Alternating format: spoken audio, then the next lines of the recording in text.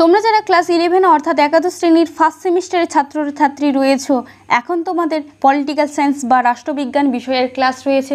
আজকের ক্লাসে আমি তোমাদের এই পলিটিক্যাল সায়েন্সের একটি মডেল কোয়েশ্চেন পেপার বা স্যাম্পল কোয়েশ্চেন পেপার নিয়ে আলোচনা করব।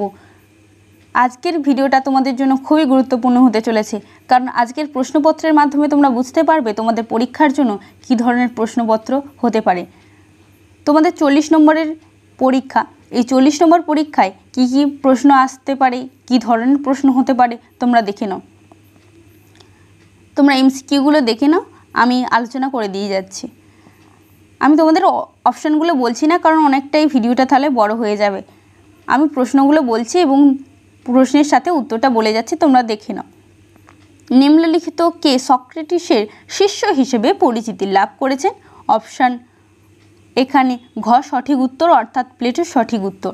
এরপর 2 নম্বর প্রশ্ন, সক্রেটিসের মতে কারা রাষ্ট্র শাসনের উপযুক্ত? রাষ্ট্র শাসনের উপযুক্ত অপশান গ, অর্থাৎ জ্ঞানী গুণী ব্যক্তি যারা সত্যকে উপলব্ধি করতে পারে। এরপর 3 নম্বর প্রশ্ন, সিসেরো ছিলেন একজন, অপশান খ, অর্থাৎ রোমান রাষ্ট্রচিন্তাবিদ। এরপর 4 নম্বর প্রশ্ন, রাষ্ট্রবিজ্ঞান ড্যাশ বিজ্ঞানের শাখা? অপশান ঘ সঠিক উত্তর, অর্থাৎ সামাজিক বিজ্ঞানের শাখা কিন্তু রাষ্ট্রবিজ্ঞান। এরপর 5 নম্বর প্রশ্ন, রাষ্ট্রবিজ্ঞানের জন্মভূমি হলো? রাষ্ট্রবিজ্ঞানের জন্মভূমি তুমি দেখতে পাচ্ছ তোমরা, অপশান ক ইতালি আছে, অপশান খ প্রাচীন গ্রিস আছে, অপশান গ রোম, অপশান ঘ ফ্রান্স। এখানে সঠিক উত্তর হবে কিন্তু প্রাচীন গ্রিস, অর্থাৎ প্রাচীন গ্রিসেই কিন্তু রাষ্ট্রবিজ্ঞানের উদ্ভব হয়েছিল। এরপর 6 নম্বর প্রশ্ন কি আছে দেখে নাও। রাষ্ট্র শব্দটি আধুনিক অর্থে সর্বপ্রথম কোন চিন্তাবিদ ব্যবহার করেন? সর্বপ্রথম ব্যবহার করেন নিকোলো ম্যাকিয়াভেলি, অর্থাৎ অপশান ঘ সঠিক উত্তর। এরপর 7 নম্বর প্রশ্ন তোমরা দেখতে পাচ্ছ। 7 নম্বর প্রশ্ন, সিভিটাস। সিভিটাস কি? অপশান খ এখানে সিভিটাস, এই প্রশ্নের অপশান ক হচ্ছে বৃহৎ রাষ্ট্র, অপশান খ আছে ক্ষুদ্র রাষ্ট্র, অপশান গ ক্ষুদ্র নগর রাষ্ট্র, অপশান ঘ সংবিধান। এখানে সঠিক উত্তর কিন্তু ক্ষুদ্র রাষ্ট্র, সিভিটাস হচ্ছে ক্ষুদ্র নগর রাষ্ট্র, অর্থাৎ অপশান গ এখানে সঠিক উত্তর। এরপর 8 নম্বর প্রশ্ন, সোশ্যাল কন্ট্যাক্ট গ্রন্থটির রচয়িতা হলেন? অপশান ক জন লক, অপশান গ, অপশান খ হচ্ছে গ্রিন, অপশান গ অস্টিন, অপশান ঘ রুশো। এখানে সঠিক উত্তর রুশো হবে। তোমরা সবাই জানো সোশ্যাল কন্ট্যাক্ট রুশোর লেখা।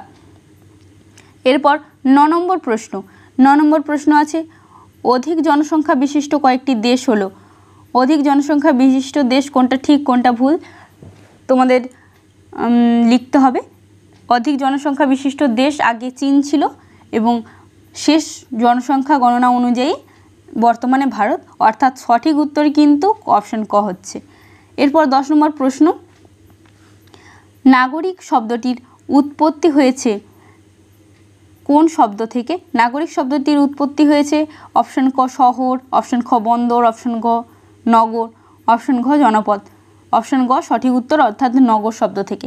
এরপর 11 নম্বর প্রশ্ন, নাগরিকতার আধুনিক ধারণা গড়ে ওঠে? তোমরা অপশানগুলো দেখতে পাচ্ছ, অপশান ক সঠিক উত্তর, অর্থাৎ ফরাসি বিপ্লবের পর। এরপর 12 নম্বর প্রশ্ন, সমস্ত রকম কর্তব্য পালন এবং পূর্ণ আনুগত্য রাষ্ট্র দাবি করতে পারে? অপশান ক বিদেশিদের কাছে, অপশান খ নাগরিকদের কাছে, অপশান গ নাগরিক ও বিদেশি উভয়ের কাছে, অপশান ঘ এদের কারোর কাছে নয়। এখানে অপশান খ কিন্তু সঠিক উত্তর হচ্ছে, অর্থাৎ নাগরিকদের কাছে। এরপর 13 নম্বর প্রশ্ন, একজন ব্যক্তি একই সময়ে নাগরিক হতে পারে? 13 নম্বর প্রশ্নটা দেখে নাও। একজন ব্যক্তি একই সময়ে নাগরিক হতে পারে একটি দেশে, অর্থাৎ সঠিক উত্তর হচ্ছে অপশান ক। এরপর 14 নম্বর প্রশ্ন, 14 নম্বর প্রশ্ন হচ্ছে ভারতে পূর্ণ নাগরিকত্ব অর্জন করা যায় ড্যাশ বছর বয়সে? সঠিক উত্তর হবে অপশান ক, অর্থাৎ 18 বছর বয়সে, তোমরা সকলেই জানো। এরপর 15 নম্বর প্রশ্ন, একমাত্র ড্যাশ শাসন কার্যে অংশগ্রহণ করতে পারে? তোমাদের এই শূন্যস্থানে পূরণ কোন ওয়ার্ডটা বসবে? অর্থাৎ তোমরা জানো নাগরিকরা, অর্থাৎ সঠিক উত্তর কিন্তু অপশান খ হচ্ছে। এরপর 16 নম্বর প্রশ্ন, তোমাদের একটা ক স্তম্ভ খ স্তম্ভ আছে, অর্থাৎ এই ছকের মাধ্যমে তোমরা দেখে নাও। প্রথম কি আছে, জনসূত্র পদ্ধতি। এখানে সঠিক উত্তর হবে অপশন ক, কারণ সি হচ্ছে নাগরিকত্ব অর্জনের পদ্ধতি, জনসূত্র পদ্ধতি হচ্ছে নাগরিকত্ব অর্জনের পদ্ধতি। এরপর পরবর্তীগুলো তোমরা দেখে নাও। দ্বৈত নাগরিকত্ব গ্রহণ, দ্বৈত নাগরিকত্ব অর্জন হচ্ছে অপশন ডি হবে নাগরিকত্ব বিলোপের পদ্ধতি। এরপর 3 নম্বরে কি আছে, 3 নম্বরে দেখতে পাচ্ছ রাষ্ট্রীয় কর্তব্য পালন। রাষ্ট্রীয় কর্তব্য পালন হচ্ছে সুনাগরিকের লক্ষণ, অর্থাৎ অপশন এ হচ্ছে। এরপর 4 নম্বরে আছে, এবার শেষে যেটা বাকি পড়ে আছে তোমরা দেখতে পাচ্ছ সুনাগরিকত্বের প্রতিবন্ধকতা, অর্থাৎ অজ্ঞতা হচ্ছে সুনাগরিকত্বের প্রতিবন্ধকতা, অর্থাৎ সঠিক উত্তর কিন্তু অপশন এ, অপশন ক হচ্ছে। এরপর 17 নম্বর প্রশ্ন।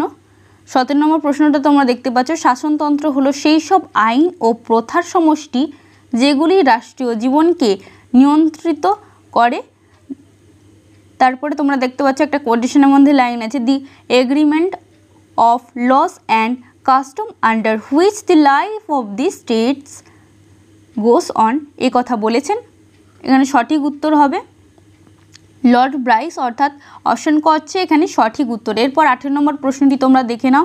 18 নম্বর প্রশ্নটি তোমরা দেখতে পাচ্ছ সংবিধানকে ক্ষমতা সম্পর্কে আত্মজীবনী বলে কোন রাষ্ট্রবিদ চিহ্নিত করেছেন।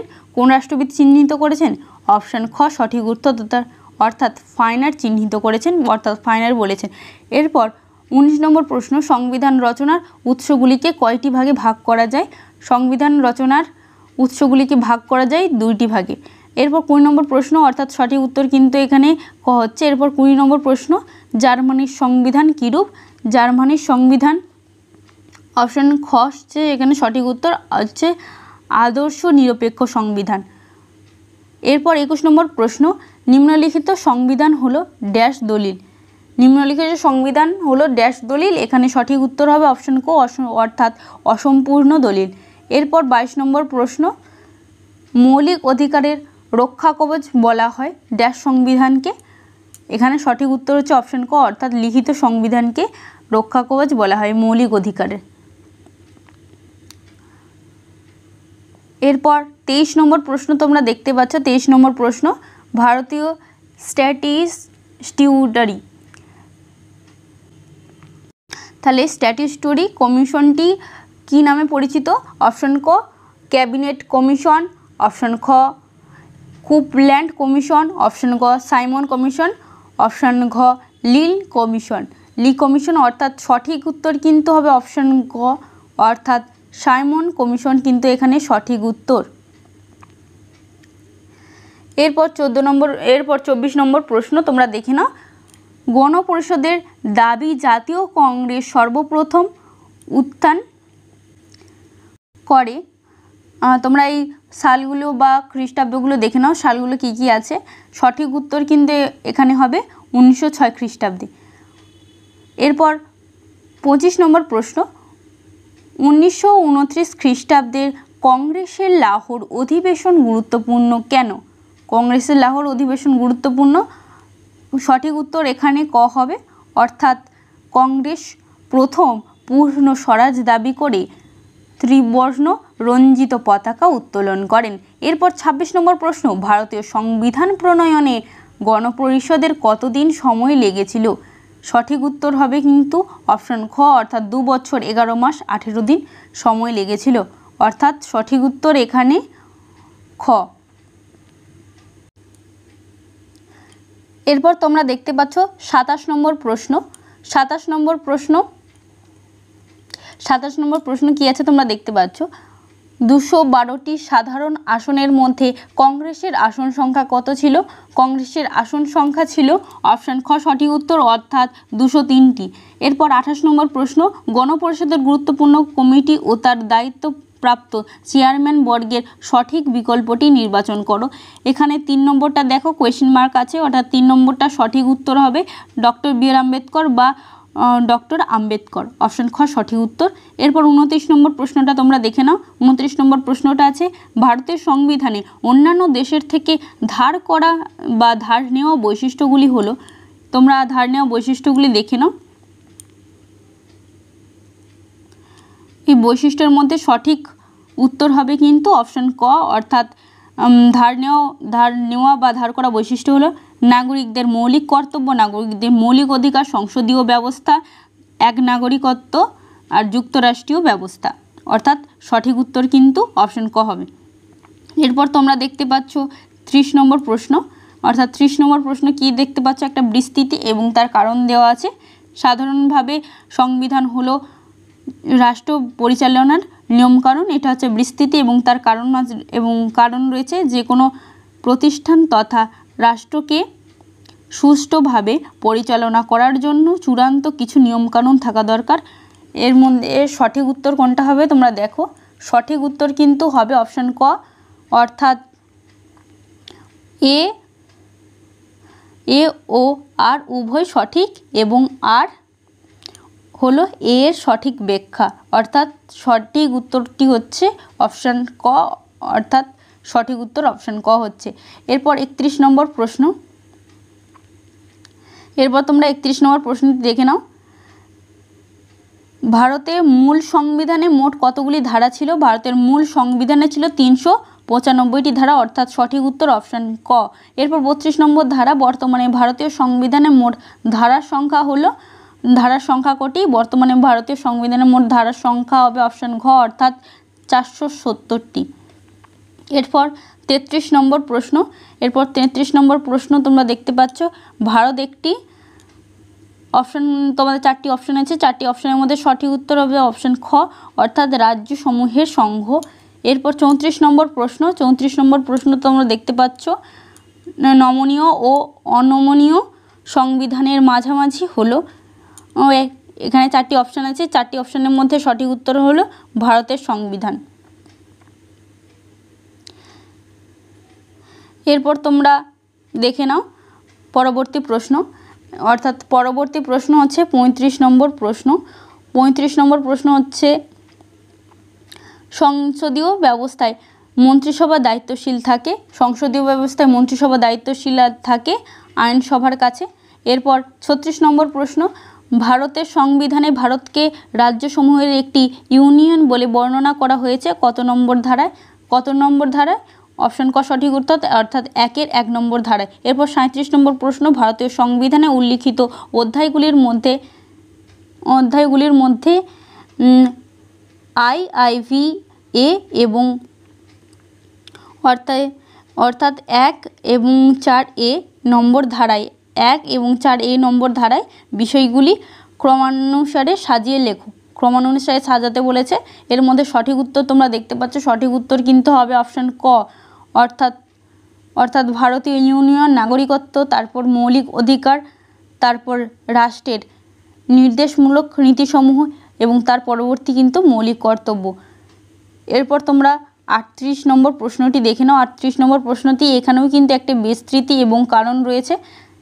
বিস্তৃতি এ, ভারতের যুক্তরাষ্ট্রীয় ব্যবস্থা গৃহীত হয়েছে, ভারতের যুক্তরাষ্ট্রীয় ব্যবস্থা গৃহীত হয়েছে। এরপর কারণ রয়েছে, কারণ আর যুক্তরাষ্ট্রীয় ব্যবস্থার অনুকূলে ভারতে দ্বিনাগরিকতা স্বীকৃত হয়েছে। অর্থাৎ এখানে সঠিক উত্তর কিন্তু হবে অপশন গ, অর্থাৎ সঠিক উত্তর হচ্ছে অপশন এ সঠিক কিন্তু আর ভুল।